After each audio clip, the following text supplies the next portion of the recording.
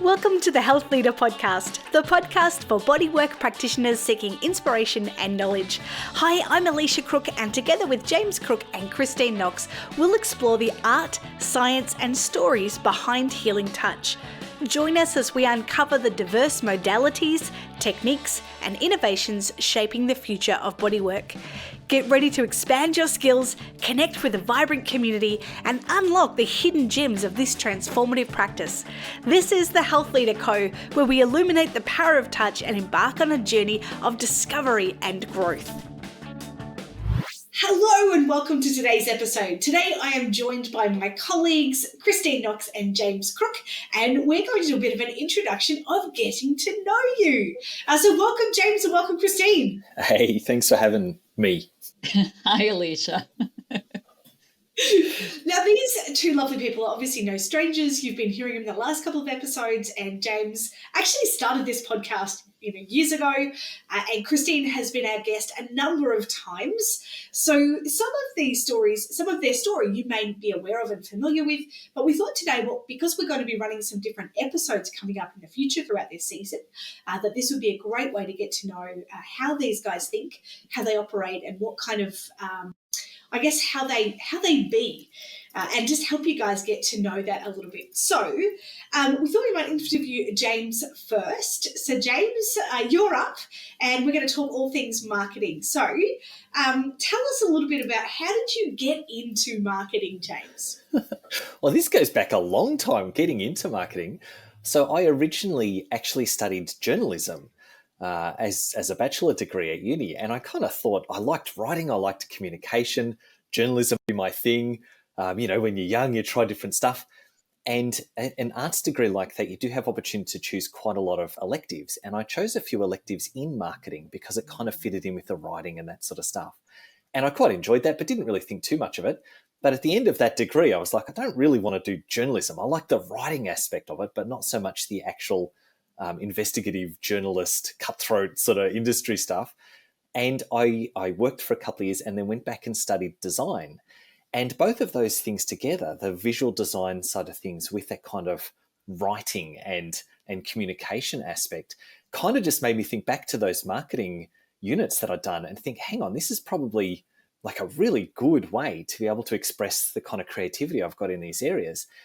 And at that time, this was like early 2000s, websites were still, like there was no Wix, there was no easy WordPress stuff. So if any business wanted a website, they basically had to have a designer or a developer build it for them.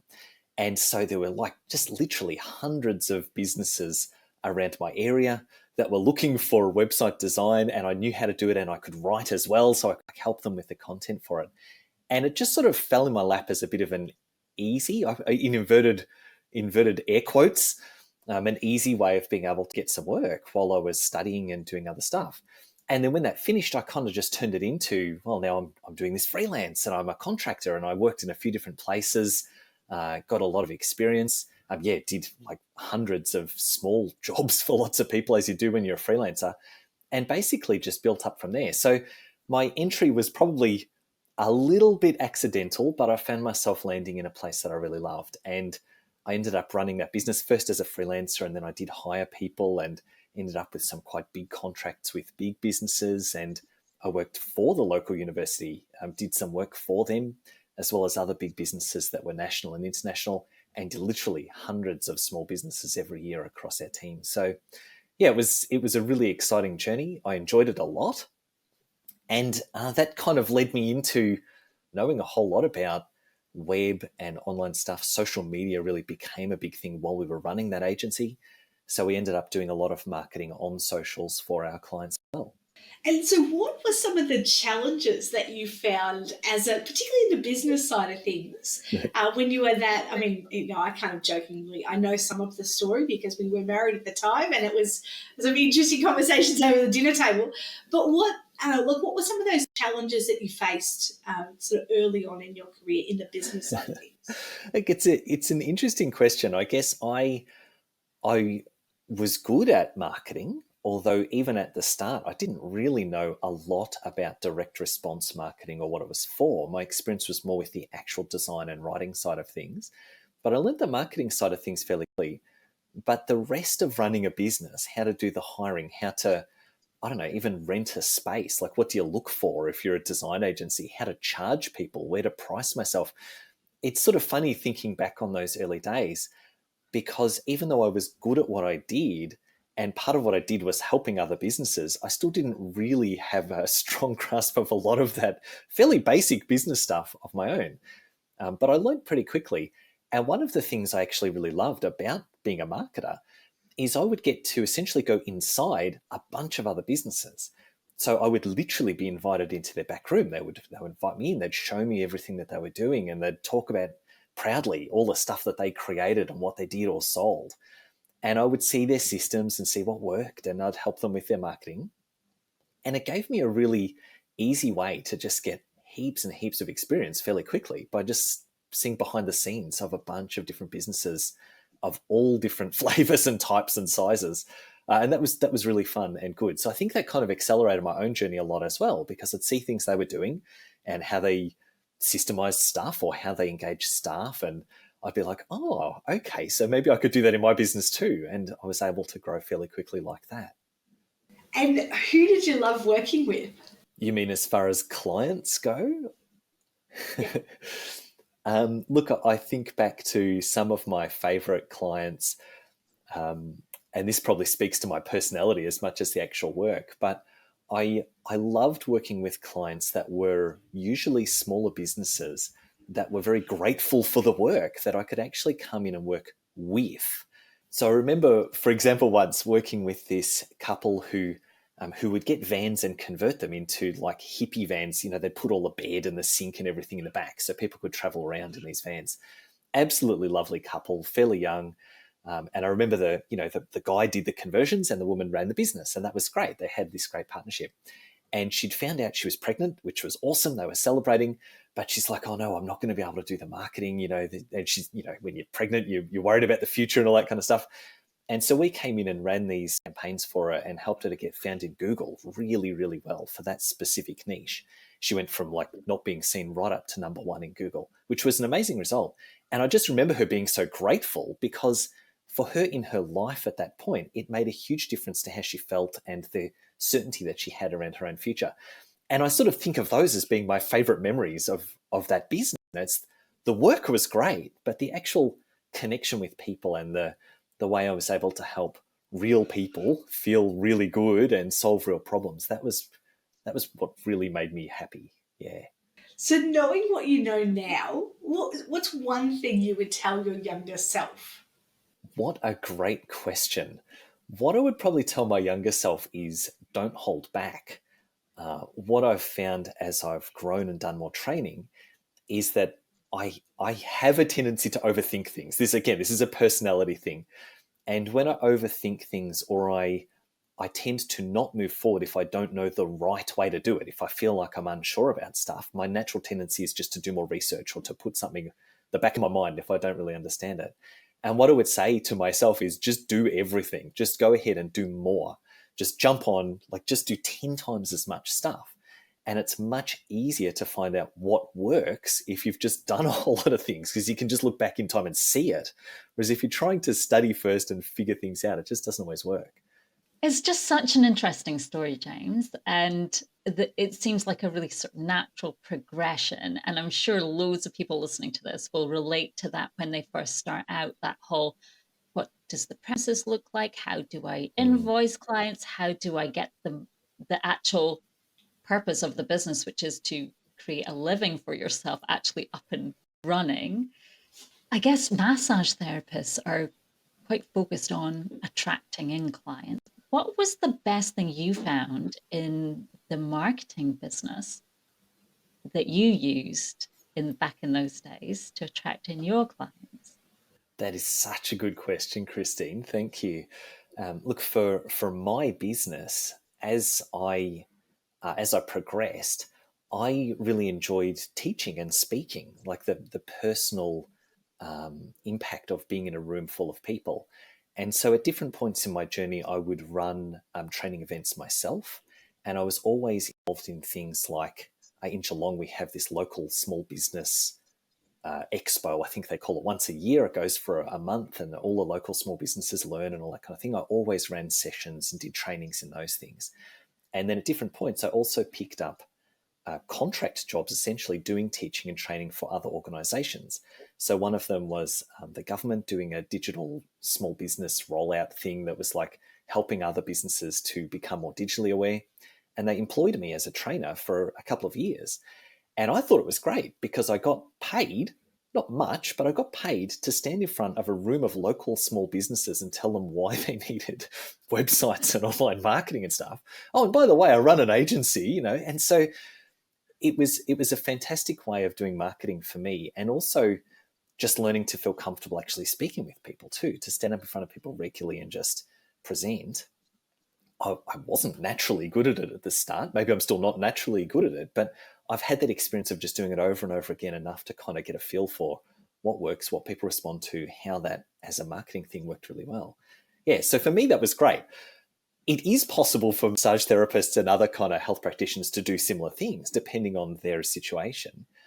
But I do think for the people who are running smaller solo businesses, the same kind of impact can be had by using social media. You don't have to have an event and get 20 people in a room and pull up a PowerPoint and draw on a whiteboard. You can do a lot of that same sort of stuff on a video or a live video just by jumping to social media and getting out there. You could create your own podcast. Like, there's so much opportunity to do that without the kind of event stuff going on. And I still think that is one of just the most foundational things that people can do to become better known in their communities. Just talk about stuff, just be seen. I think also remembering the context of the time when those physical events were like what we did. Whereas now we have got the opportunity to reach so many more people in such a more personal way. For example, this podcast, people can listen to this anywhere. And the same as this, for massage or health workers, whatever way that they reach out digitally is so much more connective and personal. I completely agree. It's so amazing to hear the progression. What I'm more interested in is, how did you put your hand up for that? Like, was that an ad, or was it someone you knew, or how did you get the gig? Well, because this is going back years, Christine. I don't remember specifically, but I didn't. It wasn't through networking or anything like that. It was because I was already running events. So I had spoken at quite a few of those expos that I mentioned. So the local business council, the council's business unit, they knew me. I actually did some work for them too as an agency. And I just, like, sometimes even now I drive through the streets of Geelong and I'm like, oh, I built that guy a website. I built that guy a website. I did some marketing for that one. I did some, like, it was something where as a business, I was in that kind of community of business people. And the one that came through with that small business training, they actually were not, they needed Geelong people to do the training, but they were based in Melbourne, which is like an hour's drive away if you're not from around here. So they were really just going, oh, we don't know the local landscape. We want someone that we can get in to do training. I don't know who they asked, but someone must have pointed them to me and they reached out. And we connected that way. Cool. Yeah. Look, I think being really connected in your community is actually the key here.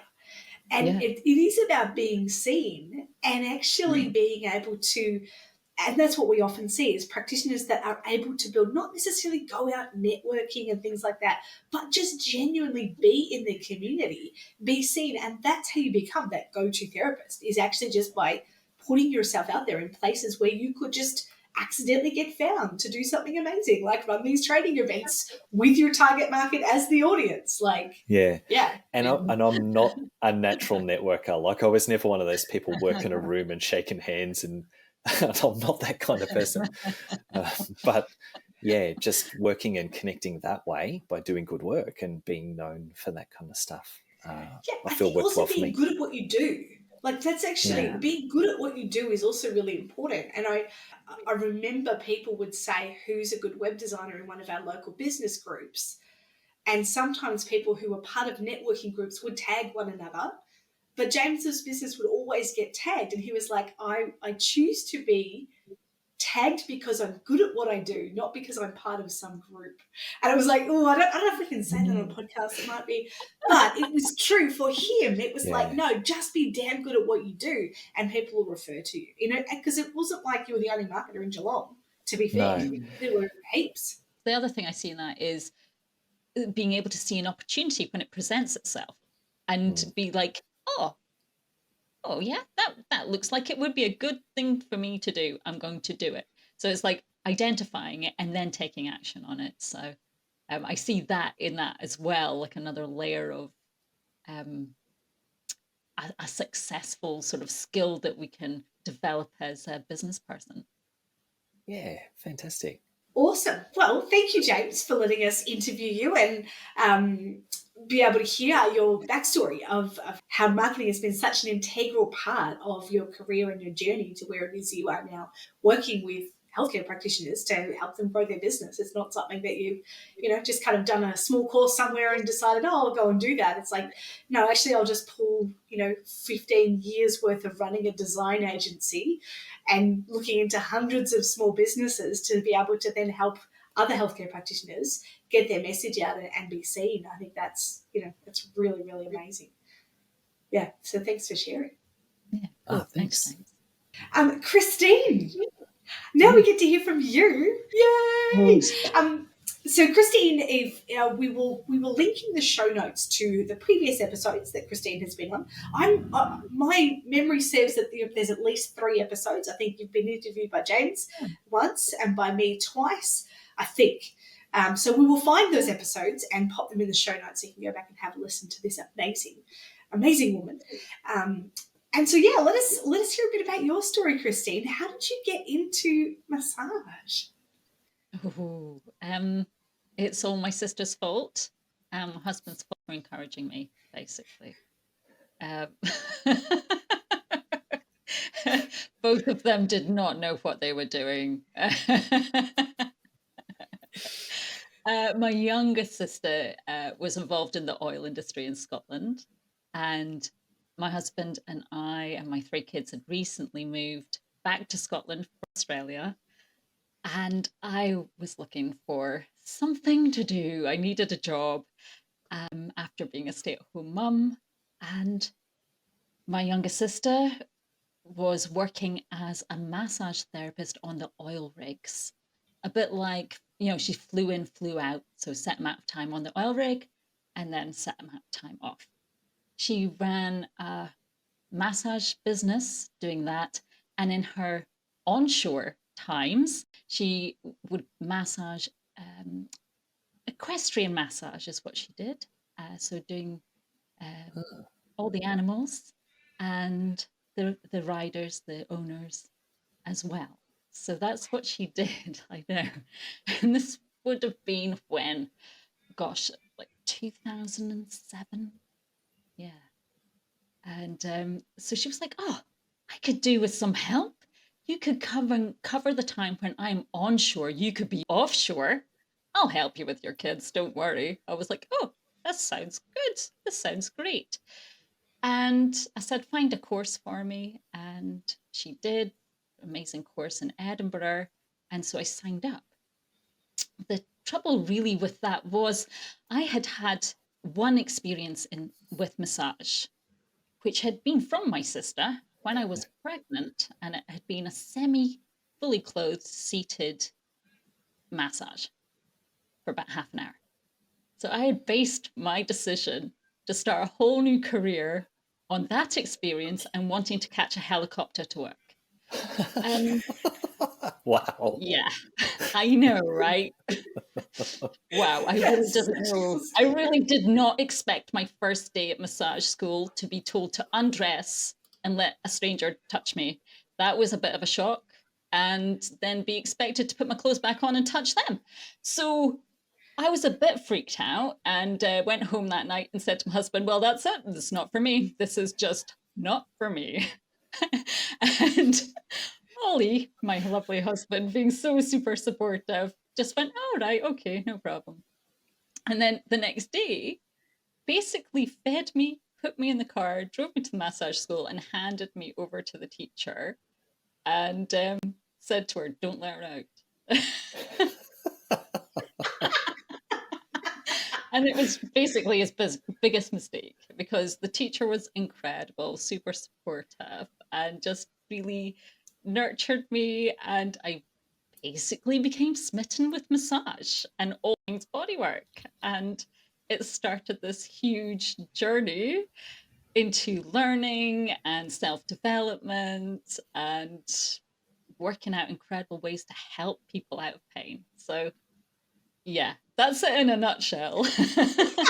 How incredible. That sounds amazing. Anyone who I'm not, gets I'm to not ride sure a my helicopter. decision-making framework was very good.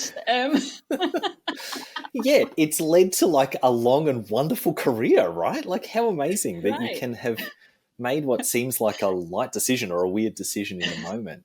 And Yeah. I mean, maybe I shouldn't ask exactly how many years ago that was, Christine, but it's how long was this? Like 15 years ago, maybe 20 years ago? It Yeah, must pretty be. much. So I started on that course in 2007 and qualified 2008. Yes, and then just Yeah. continued to learn and try new things. Yeah. And So it sadly, started at a, no, yeah. I didn't ever manage to get to work on the oil rig or on a oh. helicopter. So if you want No. to go to work in a helicopter, you got to hire your own. Is that what you're saying? Yes. Have you ever done that, Christine? No, not Maybe yet. that's on the goals board. Setting goals. Yeah, that's cool. Next retreat run. But wait, why is there a helicopter landing out the front? Hi, guys. Do you want to share a little bit about where you actually trained? Because Yeah, some of sure. the training, for those who don't know, training in different countries is different, and the way Christine was trained is it's not. It's certainly not the way we're trained here in Australia, and it's a fascinating journey. So, do you maybe want to talk us through what that was like? Sure, yeah. I guess the first qualification I got was a qualification in holistic massage, and that was through the Edinburgh Holistic School of Massage, run by the wonderful Simonetta Logan, who still runs that course actually. She is a somatic and shamanic healer who, along with her co-educator, Roz Cope, who also runs a massage school as well, called Roslyn Alternatives. They together ran this incredible course, and Roz is just incredible genius when it comes to anatomy and teaching techniques, and very, very good at explaining all of the muscles and what they're doing and how they're doing it. So that was an incredible foundation. And Simonetta helped us with a lot of working through psychology, and that's where I discovered the Johari window and all of these things at that time. So, and a lot of personal reflection and all of these wonderful things, as well as the physiology. So Simonetta taught us physiology. And she used to do it in a really cool way. So we'd have to make up songs or poems about kidneys and the renal system. And, everything that we did was very kinesthetic, very experiential. So that was really cool for actually the classroom work. The other thing they did with our clinics were they set them up with a local hepatitis C clinic. So we had these incredible, vulnerable people to work with, and all of our clinics were supervised one-on-one with our lecturer. So the lecturer would be in the room with us when we did our consultations, and then we'd leave the room and discuss our treatment plan with the lecturer, and then come back in, discuss that with the client, and then do the treatments. Yeah. So that was incredible, and a huge learning curve, huge learning curve, knowing how to connect with people who were marginalized in society. And there's a whole bunch of stuff we learned in there. So that was the foundation. That was the first ever course I did.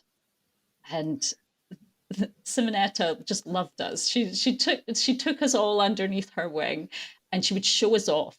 So when there was a traveling workshop coming to Edinburgh, she would just say, all of you have to go, and it's only like X amount of pounds. You all have to go because I need to show you off because you're so amazing. So we would go, and there was one that arrived, which was a hot stones workshop with the Jing Institute. And they were in this, oh, it was just amazing. It was like when I fell in love with hot stones. There was water and there was heat and there was these lovely rocks, and we just got to try them out for the first time for like an hour of an evening. And it was amazing. I loved it. So I then kind of became a bit addicted to the Jing Institute and did all of their courses, like every single one of their courses, which culminated in the highest qualification you can get in the UK, which is a BTEC level 6 advanced clinical and sports massage. And it's what's called a professional degree. So you have to show evidence of having a business as well as the study. So you have all these assignments to, and an independent research project that you have to do, write a dissertation and and show evidence of having a profitable business at the same time with, the travel and kids and running a business and studying. Yeah, it's a big ask, And at the time when I did that, there was only 50 therapists in the whole of the UK with that qualification. So Wow, that's and amazing. it still is a big deal qualification over there. We every year they have a presentation of people's dissertations. So you go and you present your findings from your research project, and they have a massive wall in their place that has everybody's bound dissertation as a library. So it's Wow. pretty cool. Yeah, Wow. pretty cool. Very That's cool. Anyway. incredible. Yeah. The word dissertation, I just think, oh, Brene Brown does them. Like, that's like, you just go in the same category as Brene. It's like, oh, wow, that's really cool. Not quite the same. Pretty much, though, pretty much. But I had to learn things that I honestly, when they said at the beginning, I left school at 16 with art as my qualification. I didn't have English, I failed that. I didn't have maths, I failed that. So I went to college and resat everything and managed to get my qualifications. So the thought of writing a huge book and researching it and designing surveys and references and all of these things, that was just like something that was like stratospherically out of reach for me. Yeah.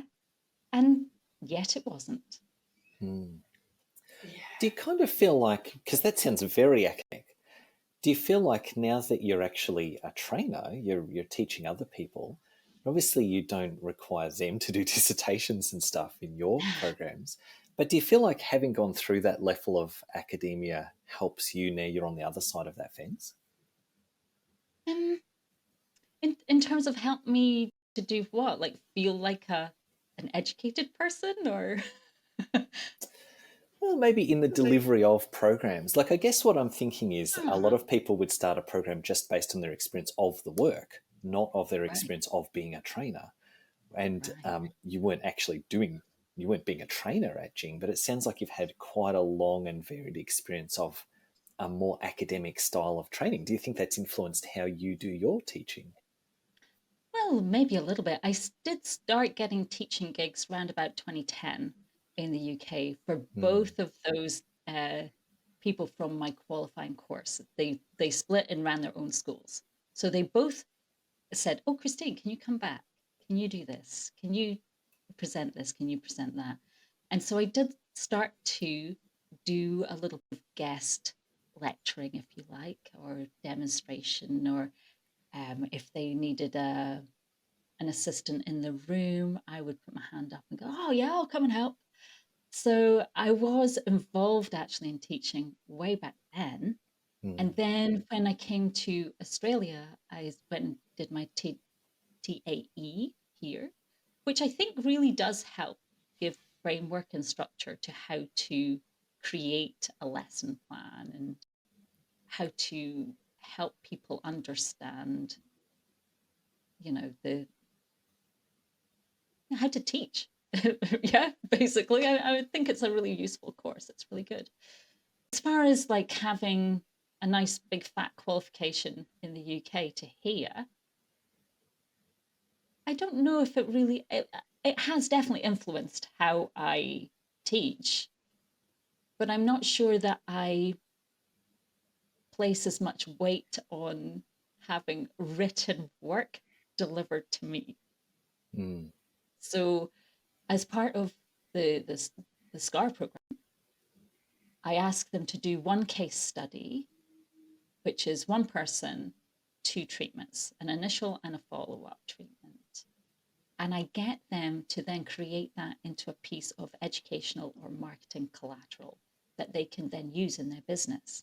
So it's a very useful piece of educational thing that's practical, that it's a tool. Yeah.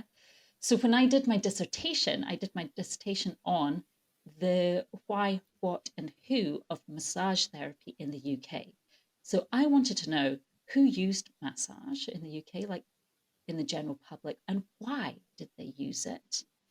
And how did they hear about it? So I went and did surveys to a wide section of the population. I think I had like 250 odd people actually did my survey, and it was a massive cross section as well. And I asked questions like, why would you get what would make it most likely for you to get a massage? And the result was a referral from a doctor. And the second one was referral from a friend. I was shocked that massage therapists back then and even now believe that clients are looking for massage for relief of pain management. When in actual fact, the reality of it was that clients were actually looking to relax. And so there was a disconnect between what I was putting out in my marketing and what people were actually looking for. So that's when I developed the remedial hot stones as a way of hooking into that relaxation, but actually delivering pain relief. I love that, Christine. And I'm also Yeah. hearing like you're in this unique position where academia is sometimes a little bit disconnected from real life. We know that the academics sometimes are in their own little bubble, but it's like you've taken that academic stuff and you use the word useful, and it's almost like that's what you're doing. You're going, okay, well, now I've done this dissertation, I've got all this kind of theoretical knowledge. How can I actually turn that into marketing that is helping my business, helping me feed my kids and pay my bills and all that kind of stuff? You're making it really useful. And that sounds like something that you're able to do well and you're repeating as a bit of a life pattern. Do you think that's fair to say? Yeah. I hadn't really thought of it like that, but yeah, I think that's pretty fair to say, James. Yeah, what an amazing skill. I think that's great. If you had to go back and tell your like knowing what you know now, and you went back to your younger self, what's one thing you'd like her to know? Don't give up. Don't give up. Keep going. Yep. Yeah, that's awesome. It's so true. Sometimes we look back at our past and go, "Oh, it was so hard," or there were challenges along the way, and to be able to just go, "You know what? Just keep going. Just keep going. Just keep swimming," as Dory says, because it's worth it. Where we are now is totally different to where we thought we were going to be, but it's exciting and it's good to be. Love that. Yeah. Thanks, Christine. It's awesome to hear. And just also to frame up, we're going to be hearing from both James and Christine as they will have their own incredible podcast episodes coming up this season. So James is obviously going to talk about marketing. And James, do you want to give us a little bit of an insight into what you're going to be sharing in your podcast? So, well, the episodes I'm going to record, what I'm hoping for is to find people who are doing a really good job or who've had a challenge and found a solution for that, and asking them how they've done it. So I'm going to really focus in on the how things happen and the results that people are actually getting. Because I think sometimes we see success and we see that kind of shiny veneer on the outside, and we don't actually get to look behind the scenes and see what's the engine underneath that. Like, how is this success actually being created? And most of the time it's through a whole lot of hard work and maybe some clever thinking or clever discoveries along the way. So yeah, I'm hoping to be able to do some interviews with people that way. Nice. And for you, Christine, what are you going to be sharing with us throughout this season? Ooh, exciting, exciting. I think it would be wonderful to interview some therapists, perhaps people who are doing training. They are involved in the educational side of body work, or people who have unusual modalities. That would be cool. So we could speak to lots of different types of allied health or different types of practitioners and get their perspective on all things bodywork. What do you think? Do you think that would be good? Yeah, that's going to be awesome. Absolutely. It's certainly going to be, and to be able to get that peeking in behind the curtain, like to really be able to get that, to have a look and see, how do you practice this? Not only how do you do it, but then how do you get other people to say yes to having a treatment like that? Because that's then the next step of you can do whatever amazing, wonderful learning and have these skills, but if you're not applying them, then, so how do people do that? So that sounds amazing. I think both of those are going to be really powerful and really exciting episodes.